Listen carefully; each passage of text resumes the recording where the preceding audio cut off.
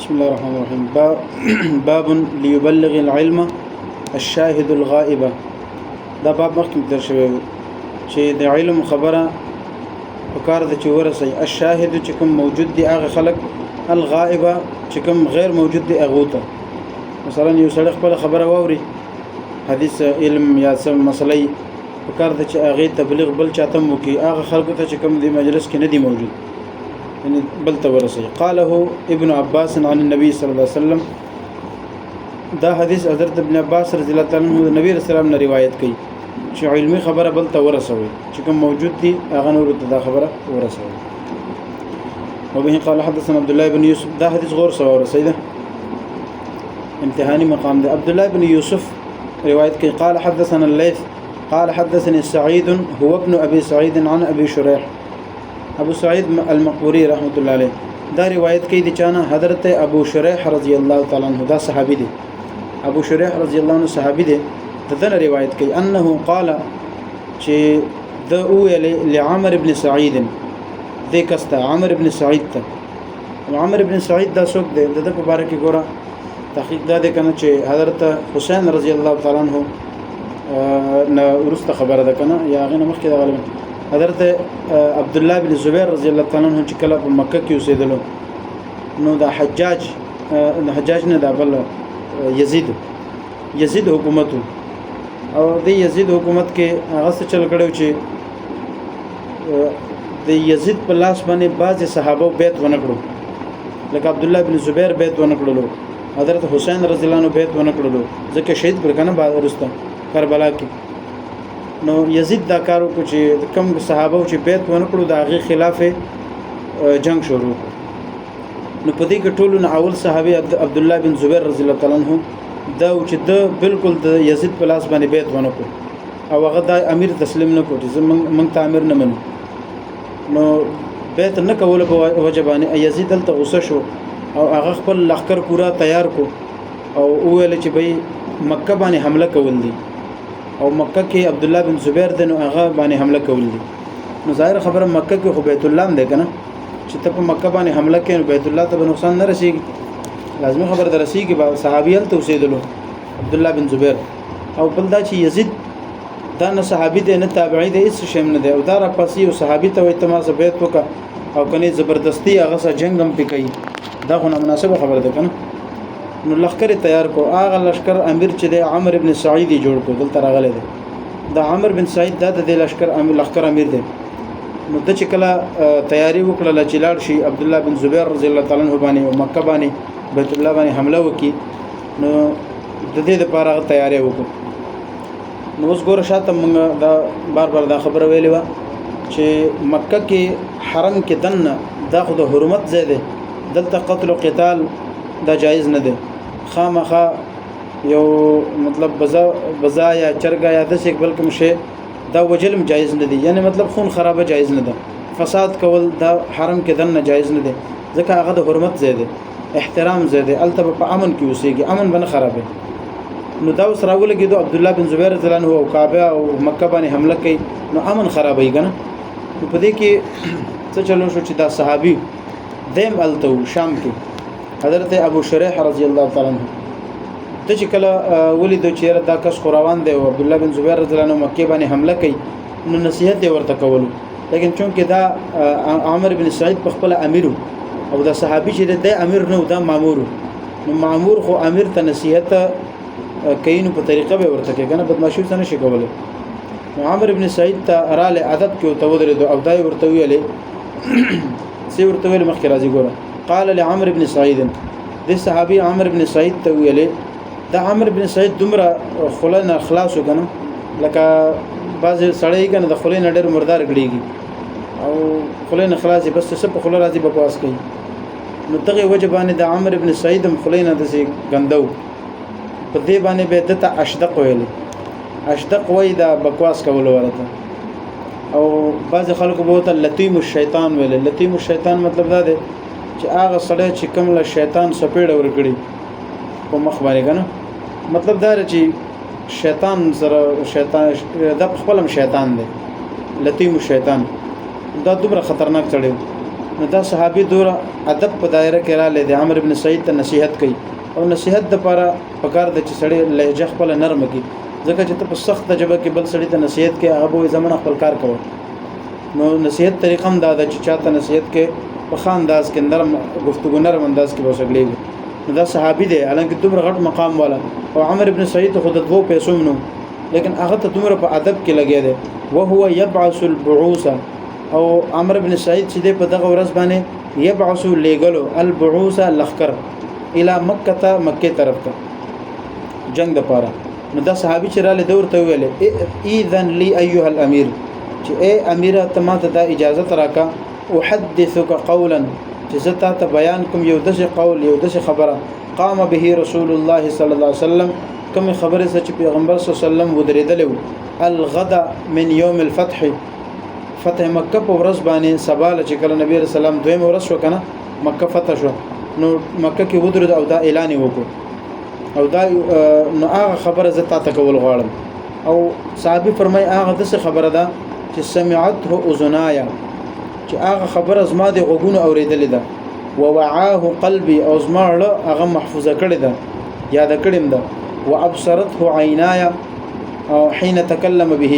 او کله چې پیغمبر صلی الله علیه وسلم دا خبره کول نو زما سترګو هغه کتلې مطلب دا چې دا خبره زه هوایي خبره نه کوم دومره پخه خبره ده چې ما خپل اوریدلې د ډکه می محفوظه کړم دي زما سترګو هغه منظر لیدلم دي اوس دې الفاظو ته غورو کې او باب ته وګوري باب کې څه شو چې علم بل چاته ورسوي نو تبه علمی خبره اله بل چاته رسوي کنه چې ته خپل حاضر دماغ خپل ته خبره پورا اوریدلې دا نشي ته په کلاس کې ودی حدیث تیر شي او ته پته مونږ لګي نو تبه بل تصور رسي نو په دغه وجبانه صحابي فرمایي ګور دا حدیث ز اساسان نه ولم دومره توجه سم اوریدل دي چې وګونو مې اوریدل اړه مې محفوظ کړي سترګو مې کتل نو دغه خبره زتا ته کول غواړم حمد الله فرمایي وکړه چې نبی رسول الله دا خبره کوله حمد الله واثنى عليه دا الله تعریف دا الله ثناء بیان کړه ثم قال او بیا یې فرمایله نبی رسول الله چې ان مکه بشک دا مکه حرمها الله الله تعالی دې له حرمت ورکړي احترام ورکړي ولم يحرمها الناس او دا احترام دې له خلکو نه دی ورکړي دا الله ورکړي کنه مکه من دخله کان امنه څوک چې مکه کې داخل شي هغه ته امن ملاوي دا امن لمه مکه له چا ورکړي الله ورکړي که خلکو ها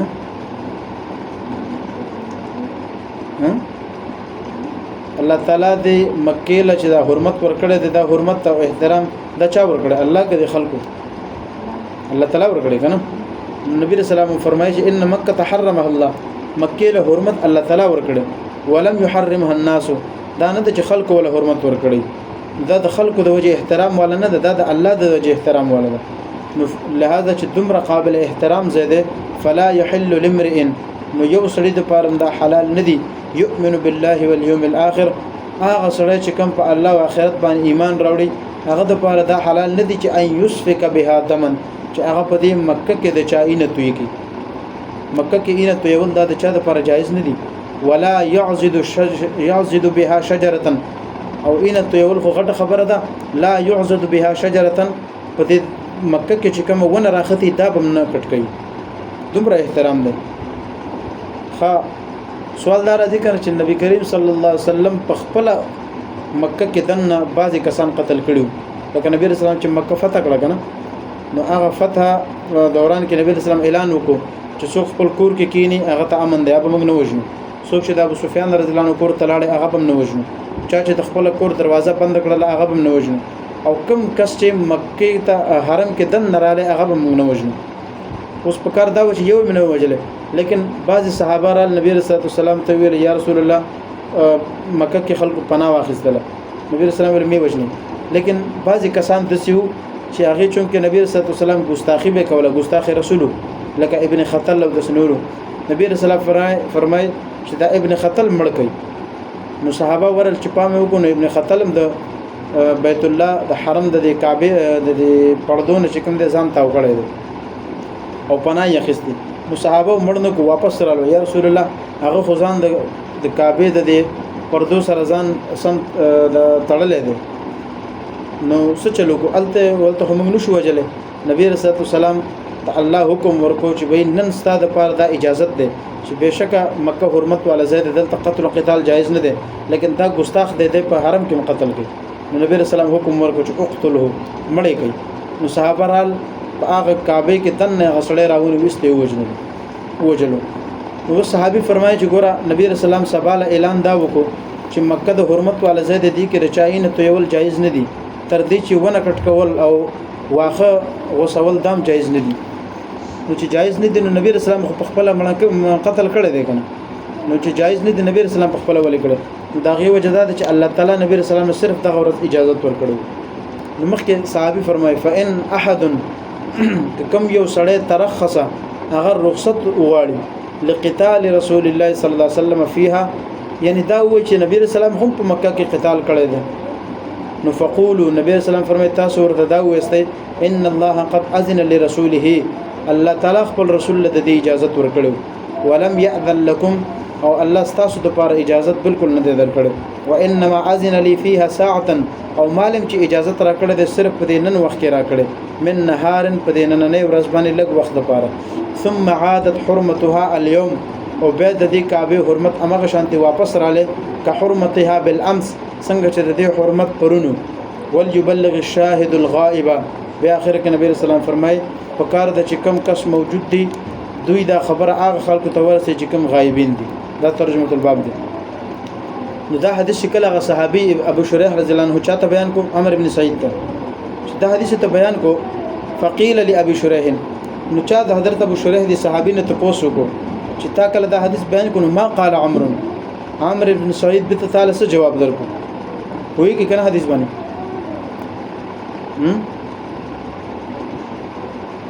نو صحابي تاسو کو صحابي نه چاته تاسو کو ما قال عمرو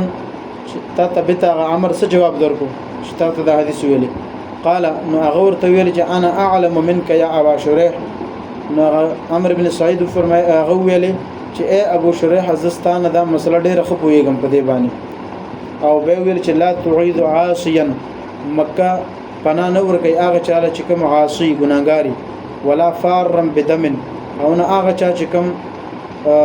د چا وینه توي کی او به وتختی او حرم کې پناه والی اغلب پناه نه ورګي ولا فارن بخربه او نه هغه کس چې کوم خربه غلای کړي او وتخت حرم کې پناه والی یعنی حرم هم د شکس لپاره نه ورګي چې ګناګاری یا د چا قتل کړي یا غلا کړي نو لہذا ځکه موږ عبد الله بن زبیر قتل کوو نعوذ بالله ځکه چې هغه باغی دی نو ګور دا د صحابي حضرت د صحابي ته باغی ویل دا چا عمر بن سعید حالکه صحابي باغی نه باغی هغه چاته وای چې یو ځلې د چا په لاس باندې بیت وکي او بیا وروسته ته منکر شي دغه اډو بیت کړی نو دغه بالکل هغه منوي نو دا باغی نو او بل دا چې دا خبيث سوی د صحابي په اړه کې چې حضرت عبد الله بن زبیر عاصی ګناګارم دی د قتلم کړی د غلام کړی او د شکس له حرم پناه نه ورکې نو دا به موږ په حرم کې قتل کوو حالانکه دا ټول دروغ دي نه ګناګارو نه قتل کړي نه غلا کړي و نو لہذا دا خبره دروغ به دي کې یو مسله دار راځي کنه چې حرم کې یو سړی دنه پټ شي پناه والی نو حرم کې هغه قتل جایز دی کنه دی نو تمام ائمه دا متفقه مسله ده چې اسه سزا ورکول یا دا چې هغه لاس ماس کټ کول هغه د چا لاس کټ کړي مطلب څه نقصان کړي د دې په وجه باندې دا هغه سړی ته قتلول شي یا غنه بدلا خستل شي په حرم کې دا جایز دی صحیح ده او بل دا چې هغه قتل کړي او حرم کې پناه والی نو هغه سړی قتل کول دا په حرم کې جایز نه دي کوم پوری چې بار نه راوته امام شافعي رحم الله او نور ائمه هغه دا وایي چې حرم کې قتل کول شي امام ابو حنیفه رحم الله قرآن آیات پیش کوي من دخله کان امنه کوم سړی چې حرم کې داخل شي هغه ته امن دی نو کدی سړی قتل وکړو حرم ته لاړ نه دی په حرم کې نه وژني بار به راو باسي نو چې هغه بار نه روزي به بسکه وي به بدا کې چې هغه به داغه خوراک مراک او بو ارسبن کې چې وګه ته کې په خپل بروزي بس چې بار وروته نو به قتل کوي مراد دې پورې خلاصه دا ده چې نبی رسول الله فرمایي علم خبره بل ته ورسوي نو دې کې دا خبره رااله مخکې حدیث ته وبه قال حدثنا عبد الله بن عبد الوهاب قال حدثنا حماد عن ايوب عن محمد عن ابي بكر محمد بن سيرين دا روایت کې د چانه حضرت ابو بکر رضی الله تعالی عنہ ذکر النبي صلی الله علیه وسلم دې صحابي په خپل د نبی رسول الله تذکرہ کړی و یا ذکر النبی نبی رسول الله ذکر وکړ شو چا وکړو دي صحابي قال فرمایي چې فإن دماءکم واموالکم نبی رسول الله امغه حجۃ الوداع په موقع باندې دا ارشاد فرمایل چې استاسو مسلمانانو یو بل باندې داغي اینا و اموالکم او داغي مالونه دوشو دماءکم و اموالکم دوشو کنه او قال محمد بن سیرین فرمای واحسبه وزما خیال دا چې قال ما خیال دا چې نبی رسول الله دا دریم ټکم یاد کړي او هغه څه ده واعراضکم استاسو عزت ودري شي نشو دماءکم و اموالکم و اعراضکم استاسو جان مال او عزت دا درې ونه شنه علیکم حرام پتا سو باندې د حرام دي که حرمت یومکم هاذا که څنګه چې دا د نننې ورځ حرمت والده نننې ورځ کوم یا حج والا او یا عرفه ورځ دا حرمت والده فی شهرکم هاذا په دې میاش کې او دا میاش د ذوالحجه میاش دا د حرمت والده الا ليبلغ الشاهد منكم الغائب نبی رسول الله فرمای الا واوري چې تاسو ورسوي الشاهد منكم تاسو کې کوم موجود دي هغه دا خبره ورسوي الغائبه هغه خلکو ته چې کوم غایبین دي موجوده ندي وکانه محمد بن سیرین رحم الله یقول هغه فرمایله چې صدق رسول الله الله رسول رښتیا ویلي دي کان ذالک دا خبره چې کړه د رښتیا ویلي الا هل بلغت او به نبی رسول الله اخر کې فرمای الا واوري هل بلغت ما خپل تبلیغ وکړو کو نه کو مرتين دا سوال دوه پیر وکړو یعنی الله یې گواه جوړ کو به ویل چې الله مخبل احکامات تبلیغ دي خلکو ته وکړو دي ته مورسه صحابه نن ته پوښتنه کوم ما ورسو هغه ویل او بالکل ودرسه